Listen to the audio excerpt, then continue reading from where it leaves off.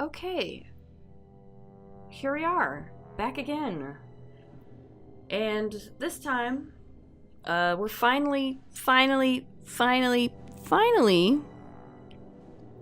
done with Dragon Age Origins, and as you can see, we're now moving on to Dragon Age 2. Now, before we get started, I want to say a few things about Dragon Age 2, and how I'm going to play it. The game in general, and how I specifically am going to play the game. I've said before, that, Dragon Age 2 is kind of the redheaded stepchild of the Dragon Age franchise. It got pretty good reviews when it came out in 2011. I believe it was 2011. But it also is quite a different experience from Origins. So if you're someone who really, really likes the kind of gameplay that Origins has, Dragon Age 2 might come as a disappointment because it's very different. The gameplay mechanics are quite different. It also underwent a massive design change.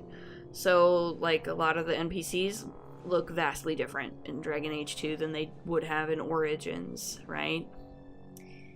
Combat is extremely different in Dragon Age 2. It's been changed up quite a bit.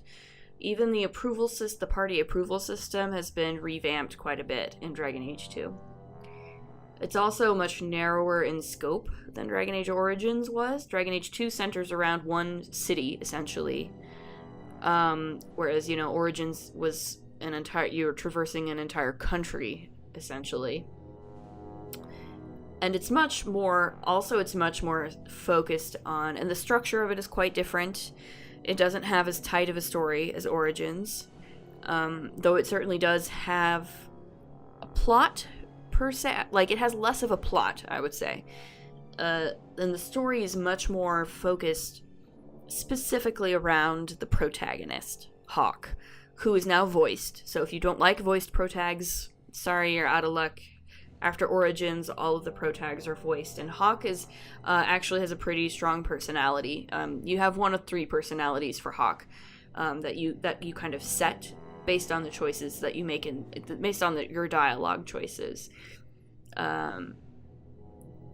So it's much more narrower. Dragon Age 2, we now move to a dialogue wheel in Dragon Age 2, whereas in Origins, obviously, you did not have a wheel, right? It was just you just have a bunch of options pop up.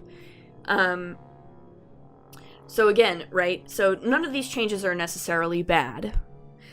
But if you're really enamored of how things were in Origins, some of these changes might not be good as far as you're concerned, right? If the kind of gameplay that you like is what Origins did, you might not like Dragon Age 2 as much.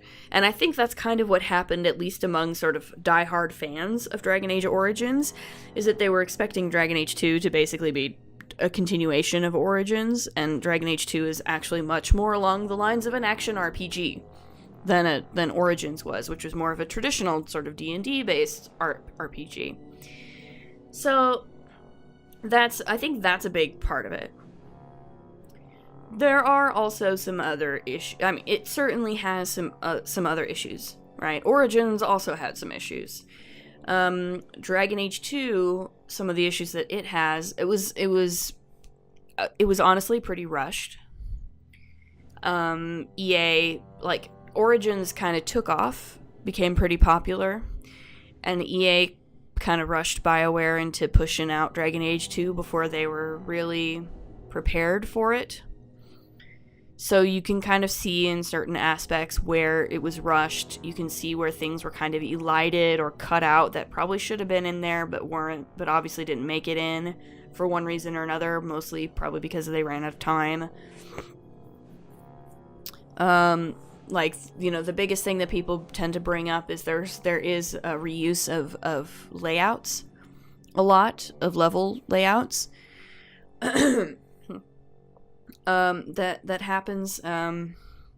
It can get a little tiresome by the time you're in like the second and third acts, when you're like, this is the same layout that I've done, a dozen times before. It's just backwards. But what I love about it is the characters. And the protagonist, Hawk, is really fantastic, in my opinion.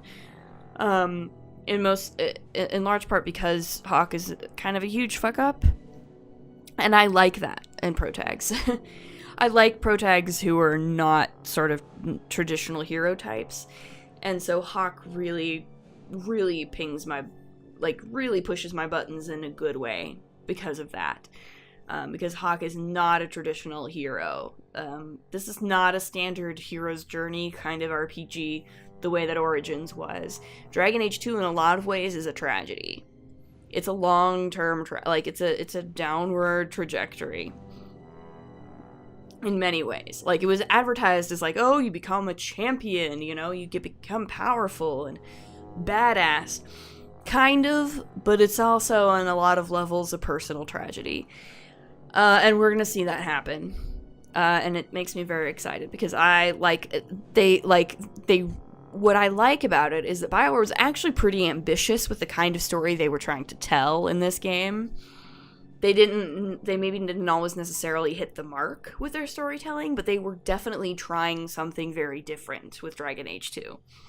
And that excites me. When they try something a little bit different, that excites me. So I like Dragon Age 2 actually quite a bit. I'm really fond of the characters.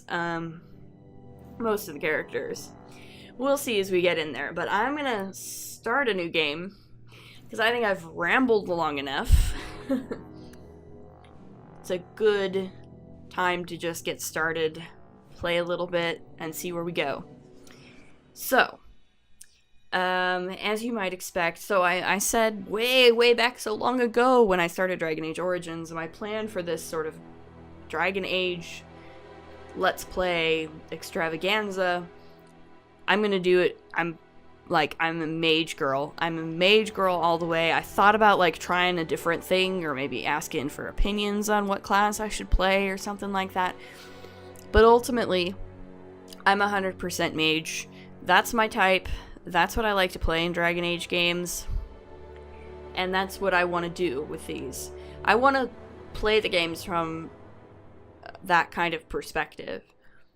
So this one is going to be no different. I'm going to play as a female mage. So yeah, my Hawk is going to be a female mage. And you do have the option of picking several personality types for your Hawk. There's 3 main ones that you pick from, and we'll see as we get in. But there's a sort of... there's 2 that are pretty standard, right? There's a sort of diplomatic... a nice guy kind of personality type. And then you have the sort of more aggressive, I'm a big jerk kind of personality type. And then you get, then they actually give you a 3rd type, which is humorous, I guess is what they call it. or charming, I think. And I think that's the most fun to play. It's color-coded purple, right? So each personality type is, and each dialogue choice is colored based on what type, what tone it has, right? So the diplomatics are blue, the aggressives are red, and the charming/humorous ones are purple. So we sort of shorthand that to blue, purple, and red Hawk, right? So I usually play purple Hawk because I think purple Hawk is just stupidly funny. Like, she's not, like, funny... like, comedian fun, like, she just, oh my god, it's terrible, like, it's bad. The jokes are terrible and often extremely tactless, and also, Purple Hawk is kind of an asshole.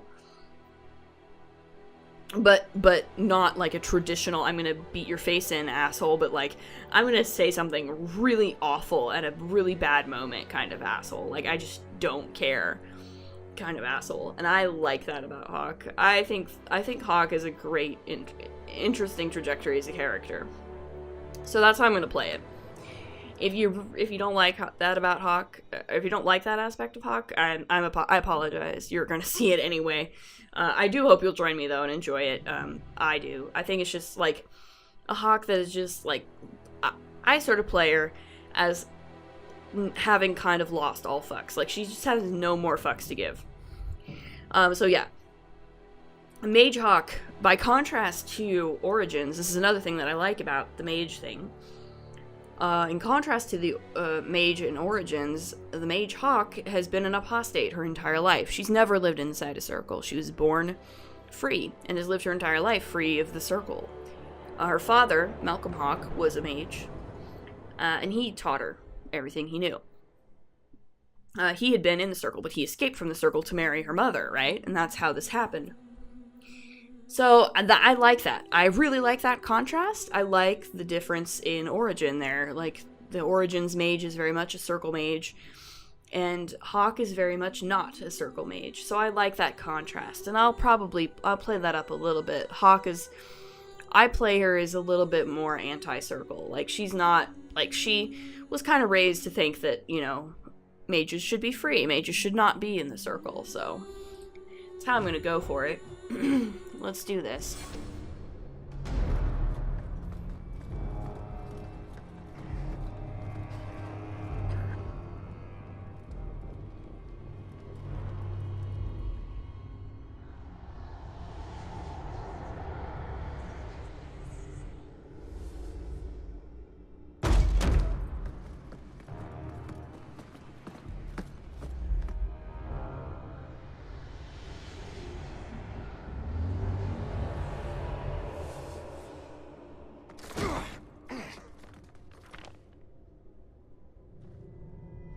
Had gentler invitations. I am Cassandra Pentecost, Seeker of the Chantry. And just, what are you seeking? The champion. Which one? You know exactly why I'm here! Time to start talking, Dwarf. They tell me you're good at it. Yikes. What do you want to know? Everything. Start at the beginning. Well, then.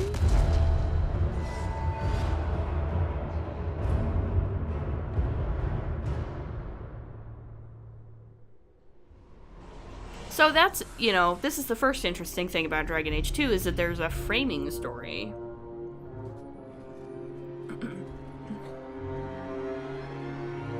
And that we have a narrator who isn't the protagonist.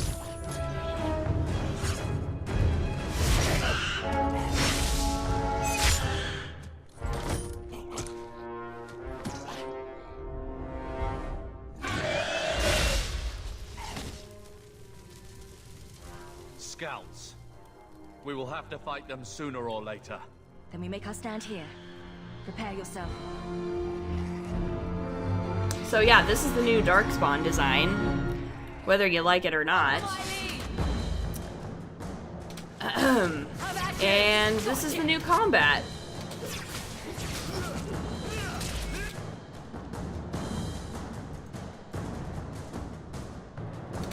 Which, again, I think is, like, I like the combat in Dragon Age 2. Some people don't, I know, I get it, but I really like the combat.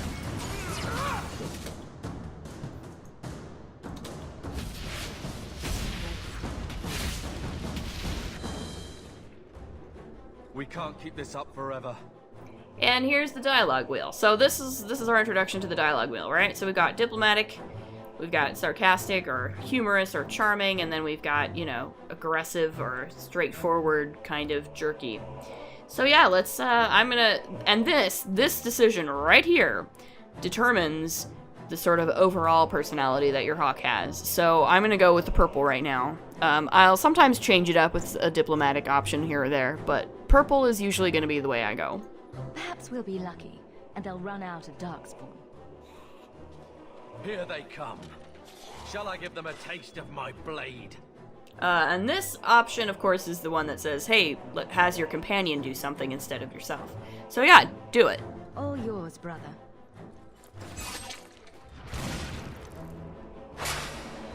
Alright, so. Deal with this. Boom. So that's Cone of Cold, which is pretty sweet. I also like that,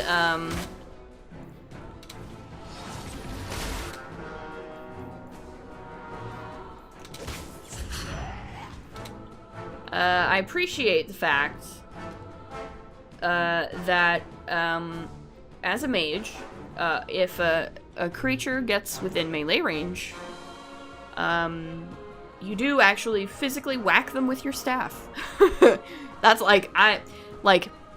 that to me is one of the nicest things about the new combat in Dragon Age 2, is that, like, as a mage, I got this giant staff. A lot of them, especially in Dragon Age 2, a lot of them have blades on them.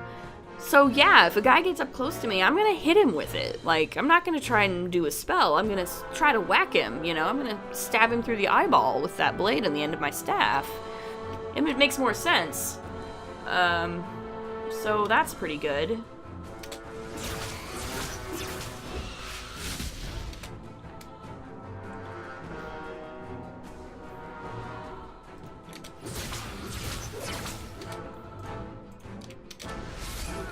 There's Crushing Prison. Here's Firestorm, which is awesome. I love it.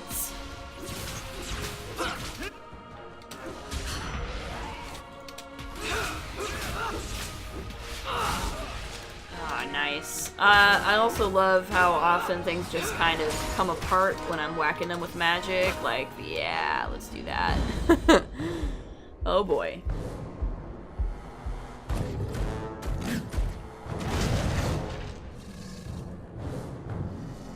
And that's an ogre.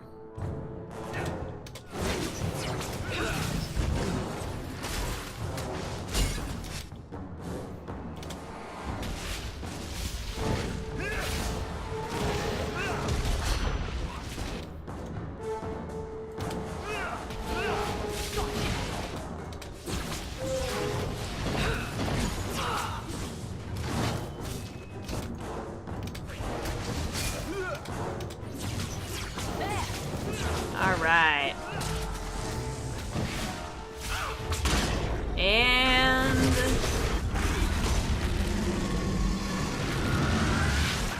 you dead now. You dead. There's no end to them. Well.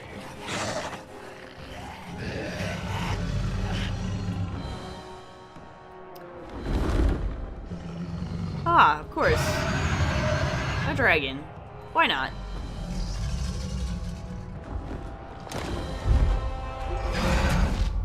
Bullshit. That's not what So really this happened. is the next interesting thing Does about that it. not match the story you've heard, Seeker?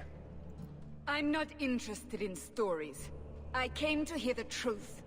What makes you think I know the truth? Don't lie to me! You knew her even before she became the champion.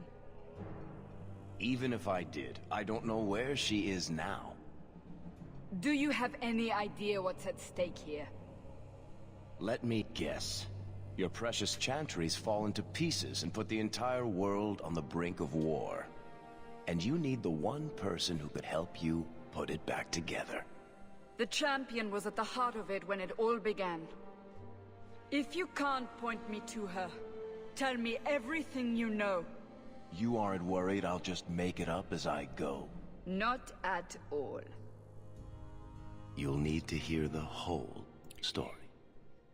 So that's another thing to keep in mind too, is that sometimes Varric, that's the guy's narrating, is an unreliable narrator, right? He is the narrator. Hawk is not narrating her own story. Varric is, and yeah, he's not particularly reliable.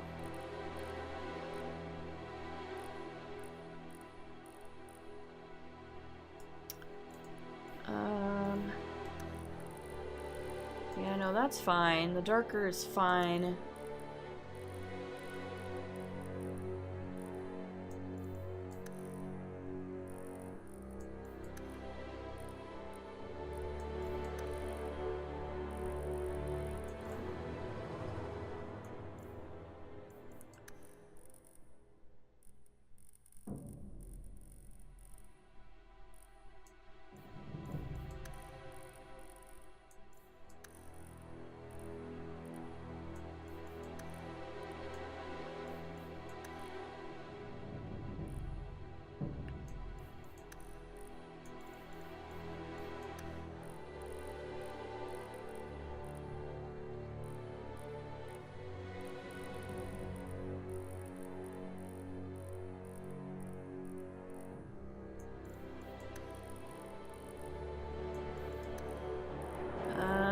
think she needs a tattoo. That's fine.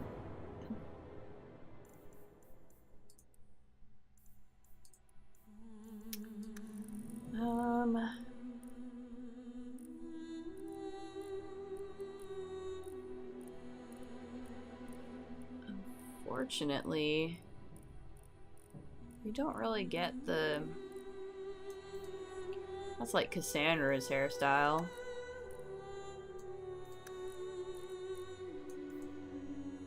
That's an alright one. I've used that one before. That's not too bad. So yeah, unlike... That's basically Bethany's. So yeah, unlike...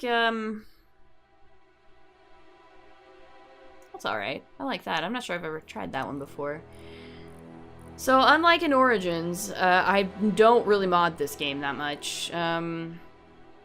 Fortunately or unfortunately. I don't know what color I want to do her with, though.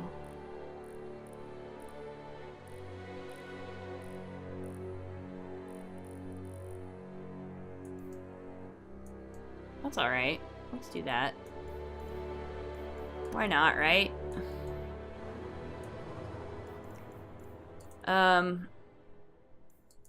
So yeah, hopefully that means that, there won't be as many stability issues.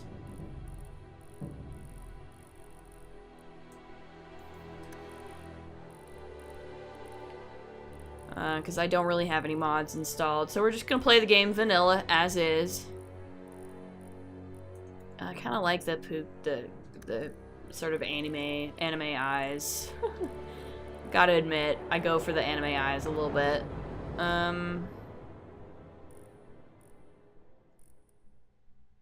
Yeah, I've always liked like the turquoise ones. That doesn't really do much, does it? That doesn't really do much either. Mouth. Oop.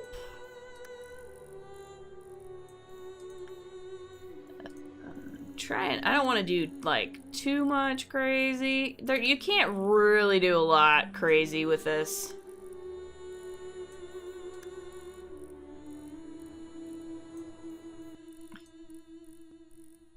With this character creator, there's not a ton you can do about it, really.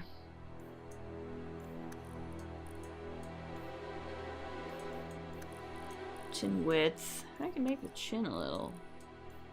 Maybe the jaw too. It's alright, that's not bad. I think she's alright, really. I don't really want to mess with her ears that much, though. This is fine. Mostly I just like to change the background a little bit. Maybe make it blue or something. Do I have a blue background? No, I don't seem to have one. I'll just do that, that's fine. Okay. I'm not really sure about naming conventions. My last character is named Ariadne after my cat. Let's try...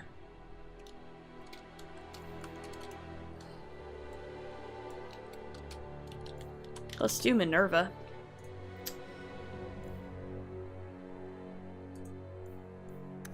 And we're gonna select this.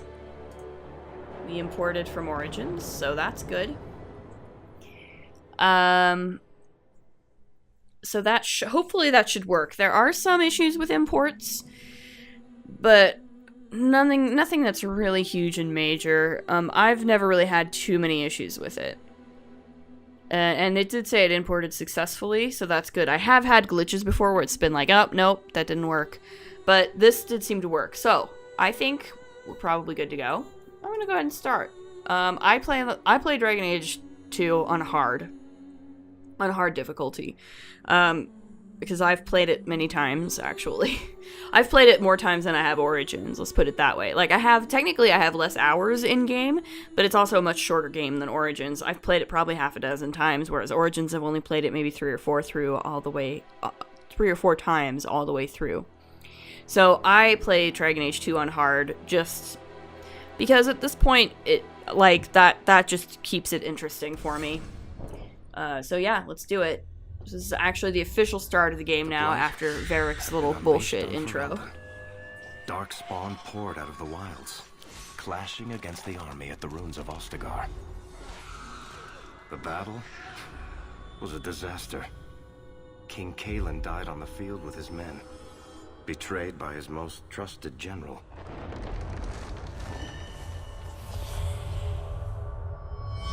Yeah, so we're reviewing the events of Dragon Age Origins, right? The village burned, and many innocents were slaughtered. The champion's family barely escaped in time. So that's what's going on, right? So during the events of Origins, Hawke is actually a citizen of Lothering, right?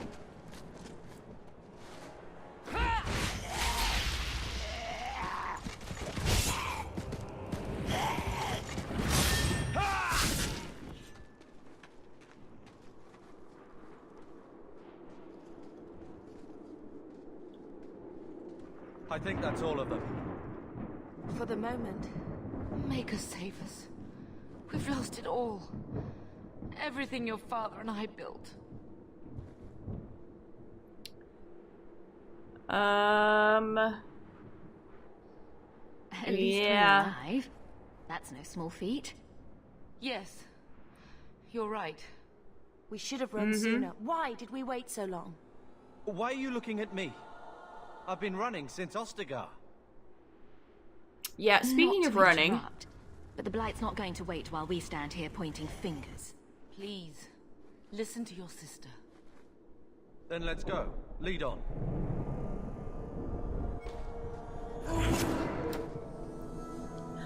Fair. Okay, so so I have a dog, once again. And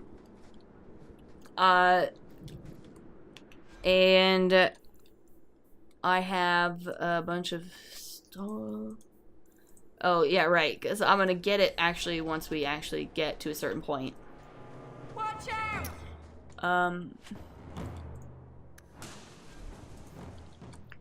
Is that a better staff?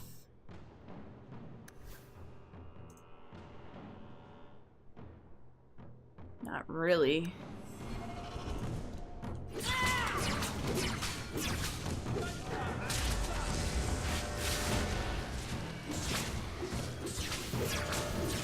Alright. Though I will admit, it's been literally like 3 years since I've last played this game, so...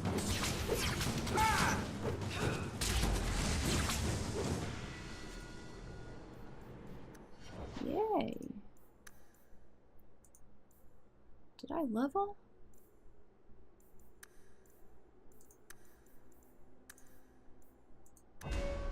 Just gonna put them all in magic. Just do a magic dump. I'm also gonna grab heal right away. Because that's how we roll. Why am I playing as Bethany? I don't know why I'm playing as Bethany. Okay. So yeah, I already have a ton of like random quests. Most of this stuff is just Where are we going? junk. Away from the Darkspawn. Where else? And then where? We can't just wander aimlessly. Well, we Wherever have we to go, stay together. What's important is that we don't separate. We can go to Kirkwall. Well, that wouldn't be my first choice. There's a lot of Templars in Kirkwall, Mother. I know that. But Yeah. we still have family there. And an estate. Then we need to get to Gwarin and take ship. If we survive that long, I'll just be happy to get out of here.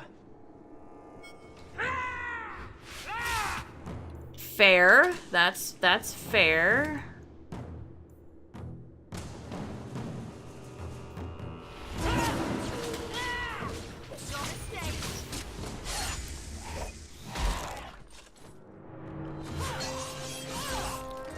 Hey, who is this?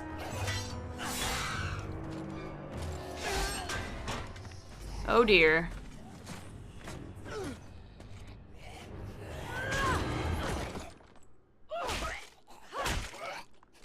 You will not have him!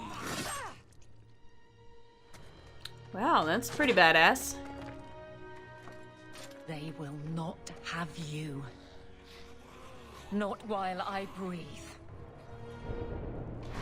Okay. Okay, sure. How about you?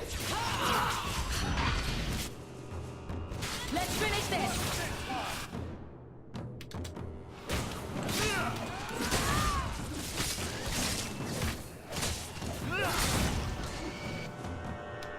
Now you fall!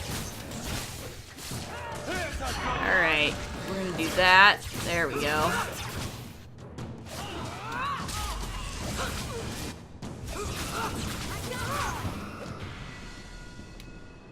Alright, good. Wesley. You'll make it worse. Apostate, keep your distance. Oh, Maybe one of has a you, sense of right. humor. Darkspawn and now a Templar. I thought they all abandoned Lothering. The Spawn are clear in their intent, but a mage is always unknown. The Order dictates. Wesley. The Order dictates. Dear, they saved Excuse us. you? The Maker understands. Of course. Yeah. I am Aveline Valenne. This is my husband, Sir Wesley. We can hate each other when we're safe from the Horde. Really? You think? Can you You're really quick be to offer trusted? your allegiance. Another blade between us and the Darkspawn? Yes, please. So long as the Horde is their first concern. My duty is clear, but that is for another day, if we are granted that opportunity. We will be fine. We all will. Okay. So, A strange why are time you to be here? hunting apostates. His fellows left with the Chantry priests. I was traveling to Denerim on business for the Order, but I had to turn south when I heard of Ostagar. Bad luck and judgment brought us together here before the attack. The nice Templar has been convinced to postpone his hunt for illegal mages. So let's not dwell upon it, shall we? Wise girl. okay. So how For a did you while, it survive looked the like Horde? We were the only ones to escape the Darkspawn. We aren't free of them yet. You didn't see Ostagar. This is just the start. You were there. Yes, I see it now. Third Company, under Captain Varel. Then you saw how the whole of the army was defeated. We fell to betrayal, not the Darkspawn. This arm of the Horde will not have the same advantage. So, alright, that's fine. But yeah, he seems alright for, you know, somebody who wants to kill mages. Templars is terrible indeed. More so their wives. But as long as there is a greater danger, you and I have an accord. Thank you, Wesley. For now, we move with you. North is cut off. We barely escaped the main body of the Horde. Then we're trapped. The wilds are to the south. That's no way out. If the options are south or die, I'll take my chances with south. I guess. It's not really much of an option, but... So yeah, that's how that determines what you say in particular moments, because you don't always choose your dialogue in a scene. So that sort of that initial dialogue choice, that initial tonal choice there, that's what you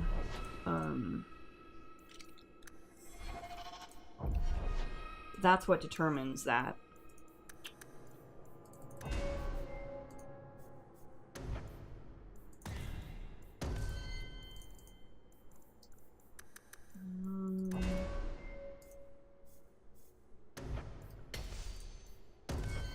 Give you a mighty blow. A mighty blow. Did that save? Yeah, okay. I was like looking for the little, I can't remember where the icon was. It's literally been like 3 years since I played this game, so. Oh god, I'm still stuck on Bethany for some reason. It's fine.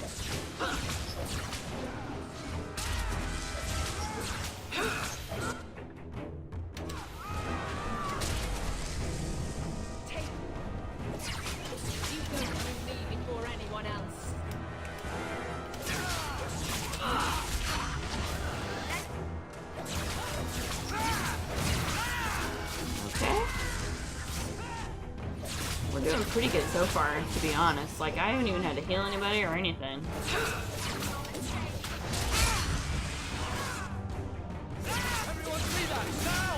Now you fall! I'll deal with this. Go down! So Aveline's a great tank, by the way. Right, R is Ludol.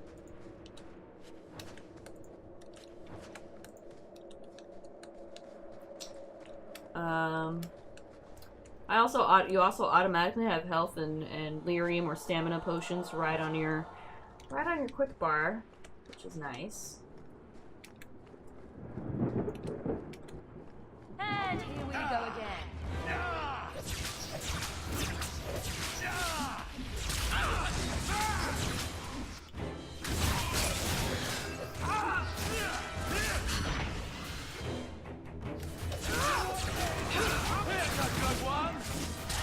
Alright.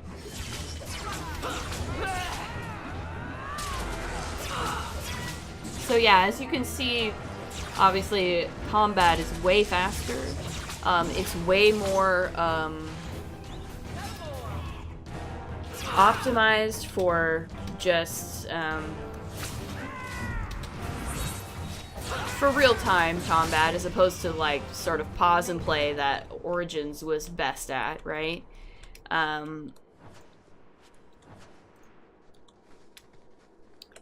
So it's really quite different. I enjoy it personally. I think it's fun. I think it's super fun. I don't have any issue. I don't have many issues with the combat itself. I think it's pretty fun, and I think the only thing that I really miss is the tactical camera. There's no tactical camera. This is as far out as I can zoom.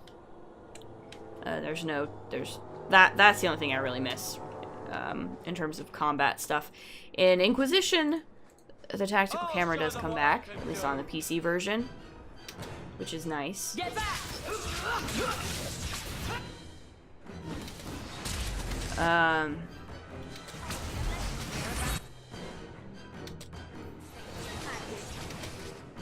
I'll deal with this.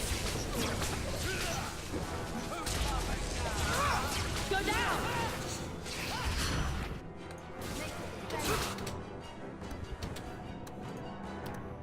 Okay, you need health potion. How about you? I also can't use heals as often in Dragon Age 2, which is, I guess that is a little annoying sometimes, but my heal has a lot longer of a cooldown. So I end up using a ton more healing potions. I can finish this.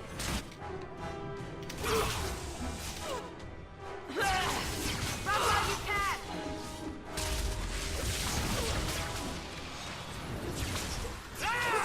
But yeah, I love the moves. I love the Quickly, before they regroup, we must press towards the wilds. Yeah, I agree. We should probably do that. So there's my first chest that I can't open because there's no... And here's first... our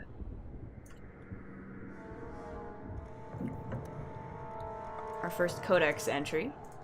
Many of the codex entries in Dragon Age 2 are the same as in Dragon Age Origins. But there are quite a few new ones as well.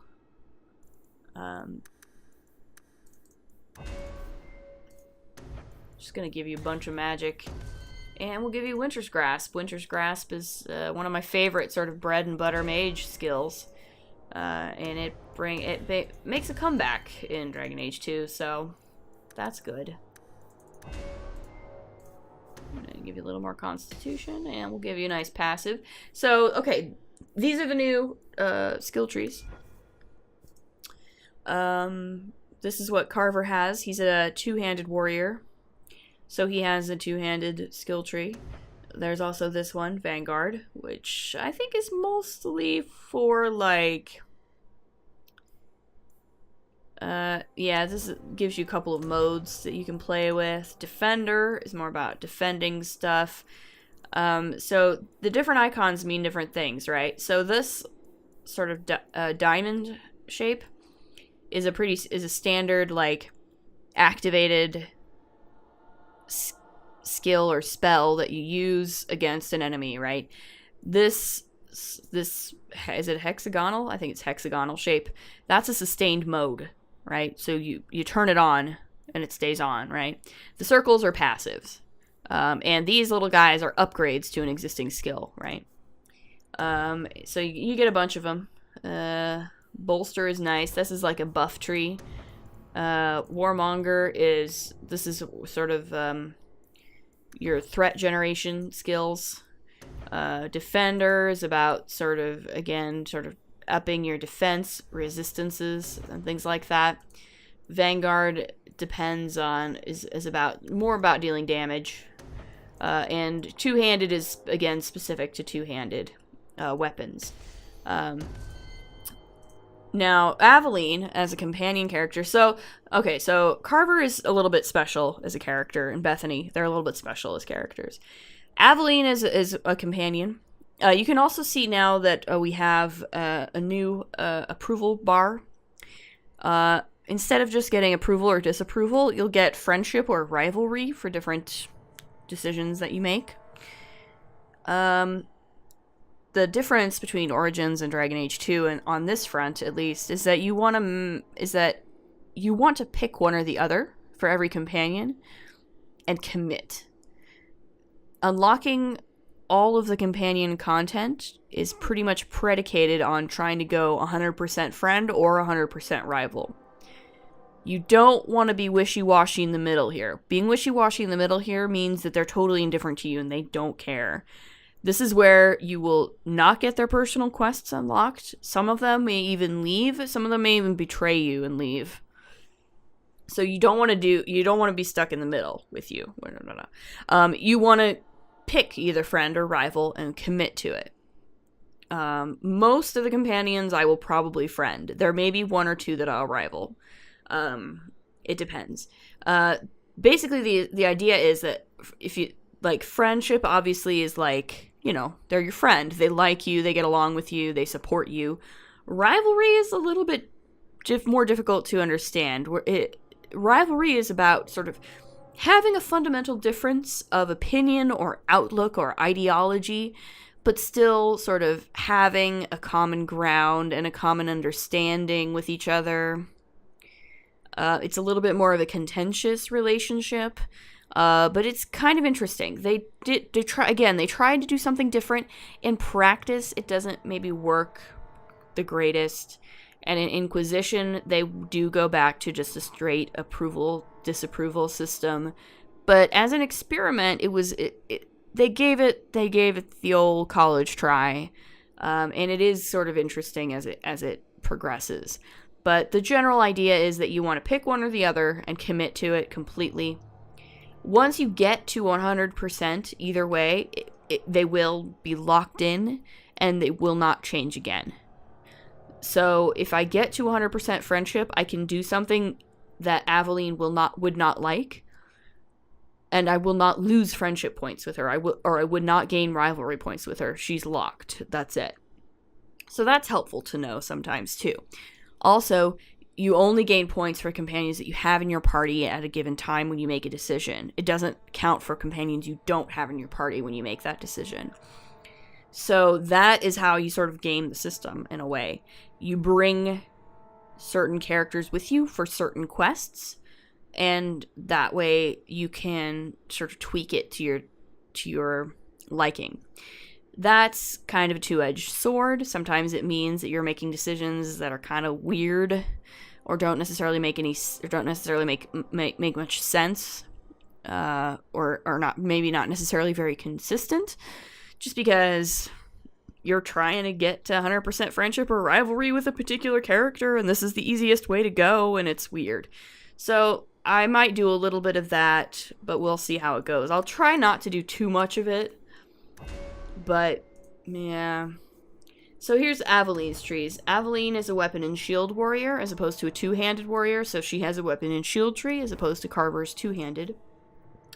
Otherwise, she has Vanguard, she has Battlemaster, she has Defender, she has Warmonger, which are all the same as what Carver has, though not necessarily in the same order. I don't know why. But also, each companion character has their own special tree. And these, and you'll get, so in each of these, right, these are just regular skills that are unique to that character. And they also each get a passive depending on which path you take, friendship or rivalry. So Aveline's friendship passive is, she gets a damage transfer from Hawk to Aveline. So she will take some of my damage. And she also has increased damage resistance overall, right? Or if I rival her, there's no damage transfer, but she gets more damage resistance as a passive, right? So, and again, these are dependent, these two skills here, these two passives are dependent on your friendship or rivalry path. So these will auto bestow as you get higher down one of those paths. Pick one, and that's how it'll play out. These skills, I'll be able to grant them at a certain point, right? These are just like level locked at this point. So I will be able to give them, and all the companions except for Bethany and Carver have their own special unique trees. I am gonna go ahead. She already has Taunt, which is good. Pummel Strike is good for a nice little stun. Shield Bash is also pretty nice.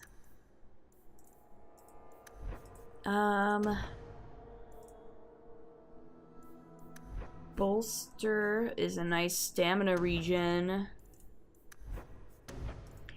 Let's go ahead and give her Bolster for the regen. And now I'm gonna leave it here because I've talked way too long and I'm almost gone an hour, so I'll continue this next time. As always, if you like what you see, please like, comment, subscribe, and we'll see you in the next episode. Later!